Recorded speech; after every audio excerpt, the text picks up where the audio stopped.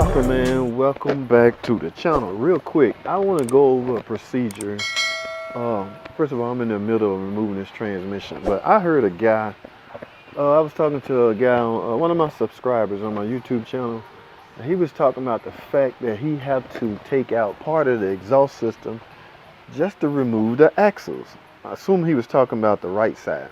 Okay, so like I said, I was in the process of removing this, and I decided to stop and show my buddy how you do not, in fact, have to remove any of the exhaust system to remove the axles.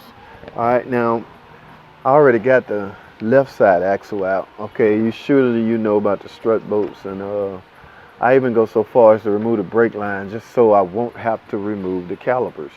All right, so you just bend it a little bit and put it back in place so you won't put any kind of pressure on this.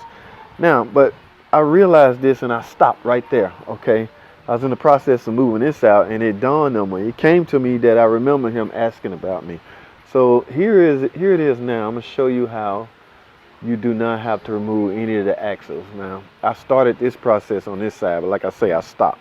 All right, so I have the axle halfway out. Of course, you know about the big nut and the strut bolts. And what I'm gonna need you to do, let me grab my my quick drill. Now, you can't be one of those guys that's Mr. Perfect, do everything Mr. Perfect right, or you're not gonna make any money in this industry. Okay, you will have to bend a few things, but you're not gonna damage anything. That's the whole point. Okay, so do not panic, man. It's okay. All right, so what I tend to do, like I say, I'm trying to avoid taking the caliper off. I don't want to disturb the brakes. So to do that, just simply take a brake line off right here at the hold down screw. All right, let's get this out the way. And it's gonna fall down a little bit, but like I say, it's okay, guys. All right, so you have this much room, this much leeway. You have this much leeway to deal with, so you can drop the brake caliper down a little bit. See, you're not gonna damage anything. That's not a lot of tension, but do it quickly. Okay, so get your axle out and then go from there. So what I'm gonna do now is set the camera down and show you how to get this out without removing the axle. All right, stay tuned. Don't go nowhere, man. I'll be right back. All right, guys, I'm back. Thanks for staying with me. Thanks for hanging around. Okay, listen, man. We got the axle out of the knuckle. All right, just grab your hammer and tap. All we want to do is tap this outer axle away from the inner shaft. Okay, that is the shaft, and it's attached to the transmission and bolted to the engine block. Okay, so it's held on by 3 bolts. So what you're gonna have to do is we're gonna have to get these 3 bolts out of here. Okay, but first, what we need to do first is let's grab your pry bar. I want to show you how to create you some clearance. Okay, so you'll be able to get this shaft out of here. Grab your pry bar and simply, all we're going to do is bend this shield. It's just the shield, guys. It's not going to hurt anything. We just want to bend it out the way so we can create some space so we can get this shaft out of here. We do not want to remove any parts of the exhaust system, okay? That's all you're doing. Just bend the shaft. You can bend it back in place when you're done, okay? Now, grab your 16mm socket and extension and your air ratchet. What we want to do is take these 3 bolts off. Okay, we got to get them unbolted away from the block. Now let me move the camera and get you a better view. Here we are right here. Like I say, there's only 3 bolts holding this shaft onto the block. Okay, just simply get those off, and from there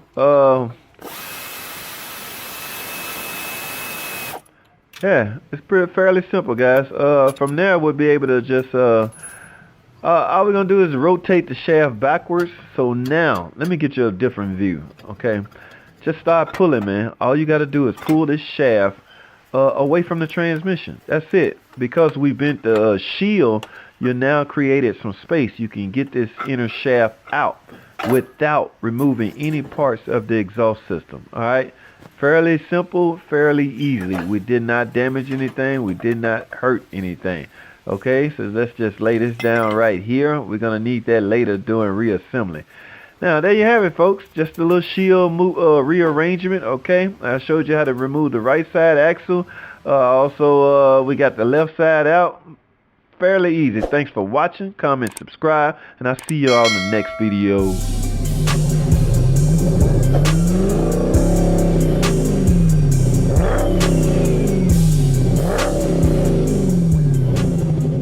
Alrighty guys, so y'all know y'all be asking me some questions that sometimes I just simply don't want to answer, and this is one of them. I get asked this all the time. Can you remove the timing chain cover off a 3/6 Pentastar without removing the valve cover?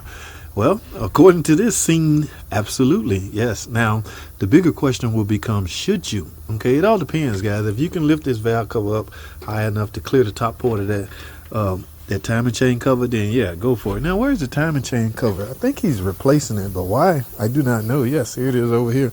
Ooh, we got a freaking clean, brand new one right here. Why? Again, I don't know. Here's the old one. Okay, was it leaking? Was it cracked? Was it spewing out fluids everywhere? I don't know. I haven't yet to ever need to replace a timing chain cover. All right, but my buddy on the other end of the shop doing just that. I have no idea why, guys. Don't ask me. When you come here tomorrow, I'll find out and I'll let y'all know. All right, for now, stay tuned. Alrighty, guys. So y'all remember the last video I uploaded? We was talking about my man over here replacing the cover and a water pump, and I couldn't, for the life of me, fathom why he replacing the cover. Cover has no responsibility other than covering the timing chain setup, right, and sealing that portion of it.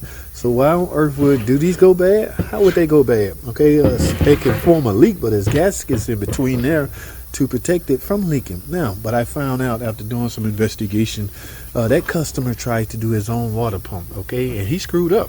Here's where he screwed up. Okay, he where is it? Right here. Y'all see that? Yeah, that is, he broke a bolt off in there, guys. And this is at the bottom, so this would have been a tight fit trying to drill and tap that out. We didn't bother with it. Okay, he screwed this up, and I'm simply gonna pay. So he had to pay. He had to buy another cover. He really had no problem with it because he felt bad. He tried to do his own water pump and didn't finish the job. So he like, y'all fix it for me, just fix it. But that's what's wrong with this cover. See, this is Chrysler Town and Country 2015 model. Now y'all recognize that?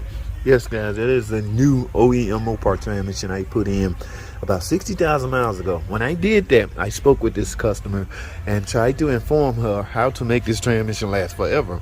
So look what we're doing, guys. Look what we got here. That's right, service. It is 60,000 miles later. You're supposed to service this transmission every 60,000 miles.